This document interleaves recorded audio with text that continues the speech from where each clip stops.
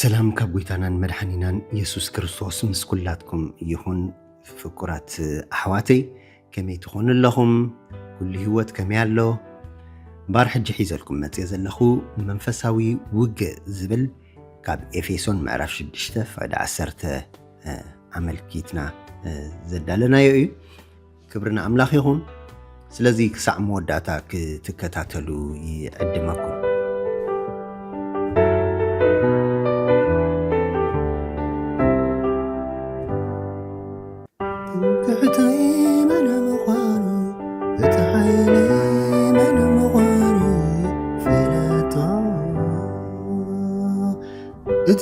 እትዘፍርካ ኣመስቀል ቀራንዮ ኢየሱስ በዓል ናዝሬት ሓይለይ መን ምዃኑ ፍለጦ እትዘፍርካ ኣመስቀል ቀራንዮ ኢየሱስ በዓል ናዝሬት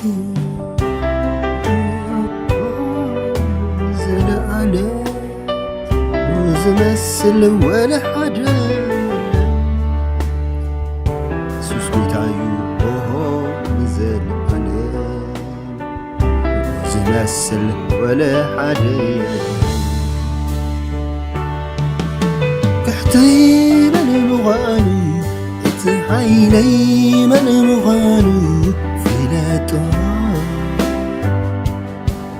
تزحفرك مسكن قرانيو ኢየሱስ በዓል ናዝሬት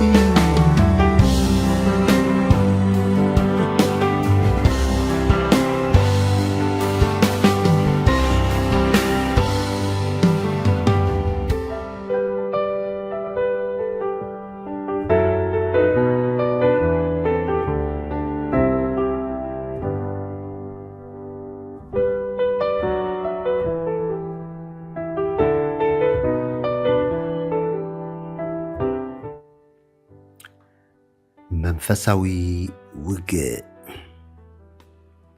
ሐዋርያ ጳውሎስ ኣመንቲ ከመይ ገይሮም ንመጥቃዕቲ ሰይጣን ክስዕሩ ከም ዝኽእሉ መምርሒ ብምሃብ ንመልእኽቲ ኤፌሶን ይድምድሞ። ከም ንፈልጦ ሰይጣን ሓያልን ስውሩን ጸላኢ ክርስቲያናት እዩ። ሰይጣን ንኣምላኽን ናይ ኣምላኽን ንዘበለ ኩሉ ይጸልእ።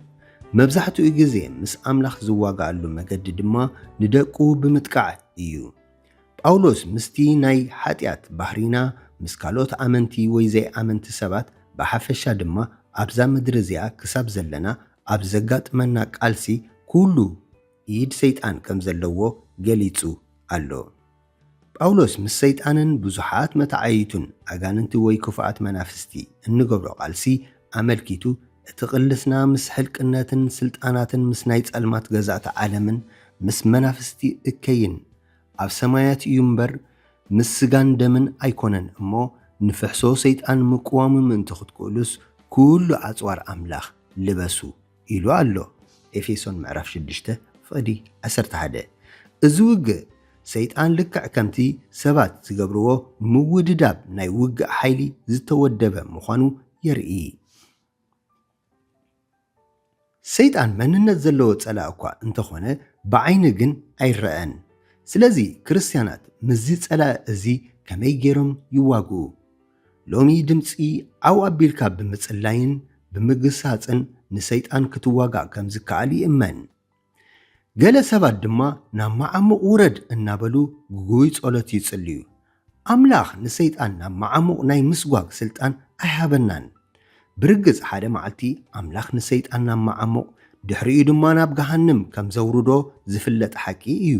ራእይ ምዕራፍ 20 ካብ 1 ክሳብ 10 እዚ ግን ብኣና ወይ ብጸሎትና ኣቢሉ ዝፍጸም ኣይኮነን።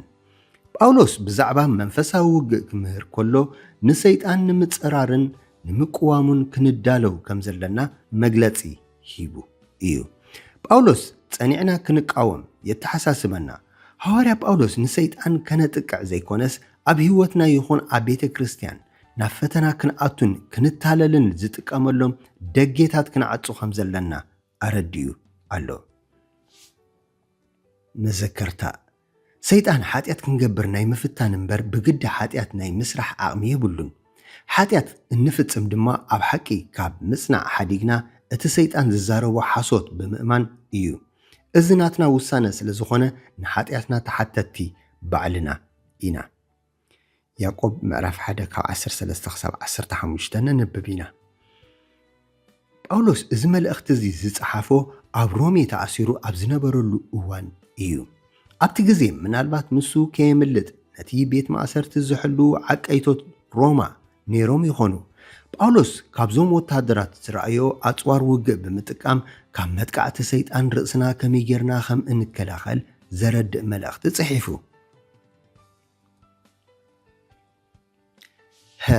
ዕጥቂ ሓቂ ዕጥቂ ኣገዳሲ ኣካል ኣፅዋር ውግእ ዘይመስል እኳ እንተኾነ ንሮማውያን ግን ልዑል ጥቕሚ ነይርዎ። እቲ ዕጥቂ ክዋግኡ ከለዉ ክዳኖም ከይዘለቕ ኣጽኒዑ ካብ መሓዙ ብተወሳኺ መብዛሕትኦም ኣፅዋር ውግእ ምስቲ ዕጥቆም ዝተኣሳሰሩ ነይሮም። ብዘይ ዕጥቂ መከላኸሊኦም ንኣካላቶም ክሽፍን ኣይምኽኣለን። ስለዚ ጳውሎስ ካብ መጥቃዕቲ ሰይጣን ርእስና ንምክልኻል ካብ እንገብሮ ነገራት ሓደ ሓቂ ብምፍላጥ ምዃኑ የረድእ። ሰይጣን ኣቦ ሓሶት ስለ ዝኾነ ክርስቲያናት ሓሶት ከም ዝኣምኑ ብምግባር ብልዑል ደረጃ የጥቅዖም። እቲ እንፍጽሞ ሓጢአት ኩሉ ዝኾነ ጉድኣት ከም ዘየውርደልና ከረጋግጸልና ብምትላል ኣብ ሓሶት ዝተሰረተ ሓቂ ዝመስል ይቕርበልና። ትምህርቲ ስሕተት ኩሉ ናይ ሰይጣን ሓሶት እዩ። ኩሉ መከላኸሊ ኣፅዋርና ምስ ሓቂ እንተዘይተተሓሒዙ ንሰይጣንን ነቲ ናይ ሓሶት መንትጉን ንምክልኻል ዘኽእል ሓይሊ ክህልወና ኣይክእልን። ይኹን እምበር መብዛሕትኦም ክርስቲያናት ንሓቂ ግዲ የብሎምን። ብዙሓት ክርስቲያናት ናብ ኣምልኾ ወይ ናይ ፈውሲ ፕሮግራም እምበር ነቲ ሓቂ መጽሓፍ ቅዱስ ዝርድኡሉ ናይ ሰንበት ቤት ትምህርቲ ወይ መጽናዕቲ መጽሓፍ ቅዱስ ክኸዱ ኣይደልዩን። ብሓቂ እንተዘይተሸፊና ሰይጣን በቐሊሉ ክስዕረና ይኽእል እዩ። ድርዒ ጽድቂ ጳውሎስ ዝገልጾ ካልኣይ ናይ ውግእ ኣፅዋር ካብ ቆርበት ከብቲ ካብ ነሓስ ወይ ካብ ሓፂን ተሰሪሑ ናይ ወታሃደራት ኣፍ ልቢ ዝሽፍን ድርዒ እዩ። እዚ ኣፅዋር እዚ ከም ልቢ ዝኣመሰሉ ወሰንቲ ኣካላት ካብ ሓደጋ ይሕሉ። ጳውሎስ ጽድቂ ካብቲ ሰይጣን ዝድርብዮ ሓሶትን ጥርጣረን ከም ዝህልወና ኣረድዩ ኣሎ። እዚ ጽድቂ እዚ ብኽልተ ኣንፈት ይርአ። ቀዳማይ ነቲ ብክርስቶስ ዝተረኽበ ናይ ቦታ ጽድቂ ምርዳእ የድሊ። ሰይጣን ከሳሲ ስለ ዝኾነ መብዛሕትኡ ግዜ ንድሕነት ብቑዓት ከም ዘይኮንና ብምግላጽ ይኸሰና። ግናኸ ብክርስቶስ ምስ ኣመና ኣምላኽ በደል የብሎምን ወይ ጽድቂ ከም ዝተቐበልና ተዛሪቡ እዩ። ስለዚ ብደም ክርስቶስ ስለ ዝተሸፈናን ጽድቁ ስለ ዘለናን ሰይጣን ንኣና ናይ ምኽሳስ ስልጣን የብሉን። ካልኣይ እዚ ድማ ነቲ ኣወንታዊ ዝኾነ ተግባራዊ ጽድቂ የመልክት። ኣምላኽ ብዝደልዮ መገዲ ክንነብር ከለና ሓጢአት ካብ ህይወትና ከነርሕቕ ከለና ንኣምላኽ ዘኽብሩ ጽቡቕ ነገራት ክንገብርን ክንሓስብን ከለና ሰይጣን ንኣና ንምጥቃዕን ንምስዓርን ይጽገም እዩ። ናይ ሰይጣን መንትግ ናብ ህይወትና ከኣትውን ክስዕሩናን ዝኽእሉ ብሰንኪ ሓጢአትና ነቕዓት ክፍጠሩ ከለዉ ጥራይ እዩ።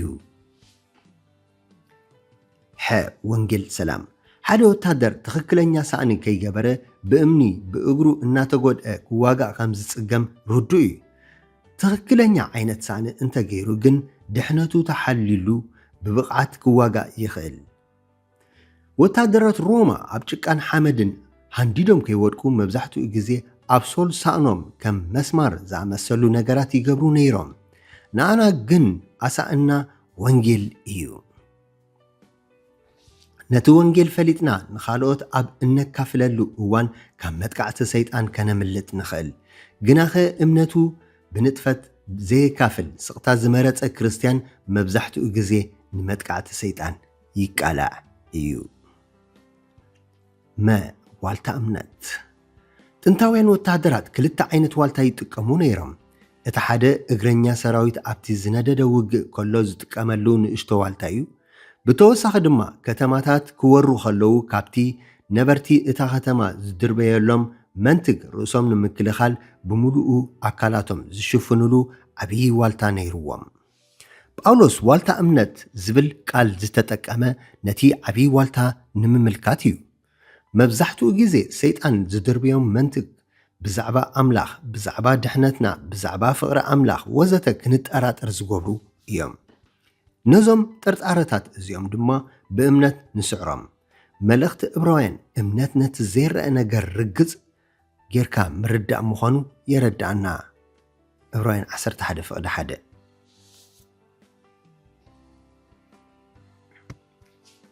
ስለዚ ሰይጣን ናይ ጥርጣረ መንትግ ወይ ናይ ሓጢኣት ፈተና ናብ ህይወትና ክሰድድ ከሎ ጥርጣረ ኣወጊድና ብእምንቶ ተመሊእና ብኣምላኽን ብህያውነቱን ብፍጹም መገዱን ብምድሓኑን ክንኣምን ኣለና። ነዚ ዓብይ ዋልታ እዚ ሒዞም ጎኒ ንጎኒ ዝቆሙ ወታደራት ካብ መንትግ ዝከላኸል ቐፅሪ ዋልታ ንምፍጣር ምእንቲ ክኽእሉ ዘተሓሕዝዎም መላጉም ዝነበሮ ምዃኑ ኣገራሚ እዩ። እዚ ድማ እምነትና ንምሕላው ካብ ኩሉ ዝበለፀ መገዲ ምስቶም ዝፈልጡና ዝጽልዩልናን ሰይጣን ኣብ ዘጥቃዓና ግዜ ኣብ እምነትና ክንጸንዕ ዝሕግዙናን ኣካላት ክርስቶስ ምትእስሳር ምዃኑ የረድእ። መጥቃዕቲ ሰይጣን ክንስዕሮ እንኽእል ብጽኑዕ እምነት ብምጽናዕ እዩ። ጽኑዕ እምነት ክህልወና ድማ ምስ ኣምላኽ ቅርበት ዘለዎ ሕብረት ክህልወናን ክንኣምኖን ከሎና እዩ።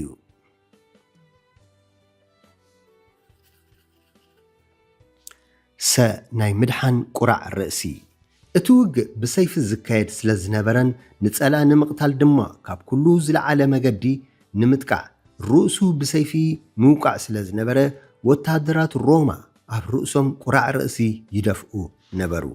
እዚ ድማ ንርእሲ ወታደር ንምክልኻል ይሕግዝ ነበረ። ንሕና ክርስቲያናት እውን ኣእምሮና ክንሕሉ ይግባእ። እቲ ዝሕልወና ድማ ድሕነትና ምድሓንና እዩ። ኣብ ሓድሽ ኪዳን ድሕነት ዝብል ቃል ብኽልተ መገዲ እዩ ዝረአ። ቀዳማይ ብክርስቶስ ዝኣምን ክርስቲያን ኩሉ ድሕነት ተቐቢሉ እዩ። ሰይጣን እዚ ድሕነት እዚ ንምርካብና ክንጠራጠር ይፍትን። ግናኸ ኣምላኽ ኣብ ቃሉ ዝሃቦ ናይ ተስፋ ቃል ስለ ዘሎ ክርስቲያናት ከም ዝደሓኑ ይፈልጡ እዮም። እቲ ካልኣይ ዓይነት ድሕነት ድማ ኣብ መዓልታዊ ህይወትና ብዓወት ክንመላለስን ንክርስቶስ ክንመስልን ከም ዘለና የመልክት። ንኣምላኽነት ተኣዘዝና ክንመላለስ ከለና ኣብ ባህሪናን ኣብቲ ናይ ምድሓን ውሕስነትናን እናዕበና ንክርስቶስ ንመስል። እዚ ድማ ሰይጣን ኣብቲ ምንጪ ኣተሓሳስባናን ተግባርናን ዝኾነ ኣእምሮና ዝውርውሮ ፍላፃ መጥቃዕቲ ይውስኖ። ናይ መንፈስ ሰይፊ ጥንታውያን ወታደራት ክልተ ዓይነት ሰይፊ ይጥቀሙ ነይሮም። እቲ ሓደ ንጸላኢ ንምጥቃዕ ብኽልተ ኣእዳዎም ዝጥቀምሉ ዓብይ ሰይፊ እዩ። ኣብዚ ስፍራ እዚ ግን ጳውሎስ ብኽልቲኡ ወገን ስለ ዝኾነ ሓፂር ሰይፊ እዩ ዝዛረብ ዘሎ። ጳውሎስ እቲ መጥቃዕቲ ኣጽዋርና መንፈስ ቅዱስ ንሰይጣን ንምስዓር ዝጥቀመሉ ትኹልቋል ምዃኑ የረድእ። ሰይጣን ንክርስቶስ ምስ ፈተኖን ምስ ተዋግዖን ክርስቶስ ቃል ብምጥቃስ እዩ መልሲ ሂብዎ። ብተመሳሳሊ ኩነታት ንጸላኢ ንምስዓር ኣምላኽ ዝሃበናን ብመንፈስ ቅዱስ ዓወት ንምርካብ ዝጥቀመሉን ኣጽዋር ቃል ኣምላኽ እዩ። ሕጂ እውን ንሰይጣን ንምስዓር ቃሉ ምፍላጥ ኣገዳሲ ምዃኑ ንርኢ።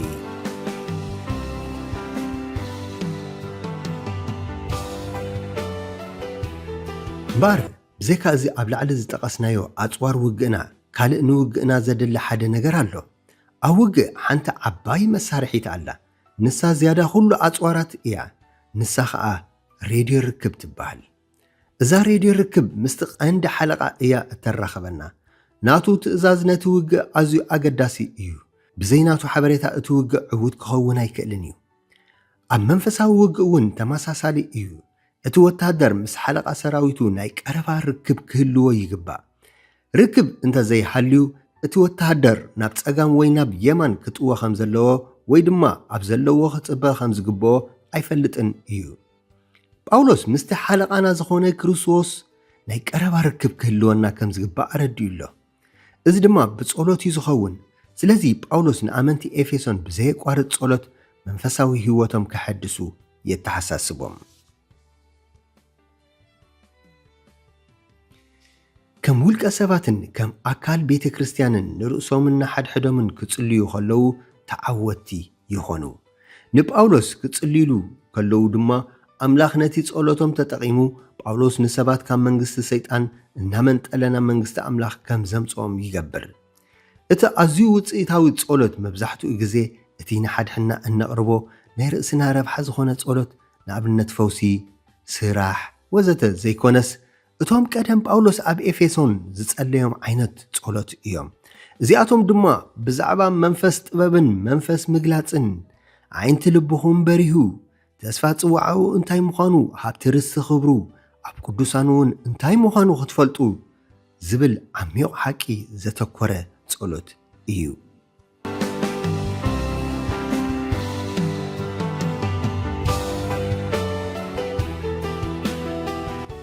ኣሕዋተይ ስለ እዚ ኣርእስቲ እዝን ምስ ዝተሓሓዝን ከነጽንዕ ይግባአና። ኣነ እውን ኣብ ምጽናዕ ኣለኹ። ኣብ ዝመጽእ ብዝያዳ ዕምቆት ሒዘ ክቐርብ ክፍትነ ኣምላኽ ይባርኽኩም። ነዚ ዘቕረብኩልኩም ሓውኹም ክፍሎም ኬፋኤ ሻሎም።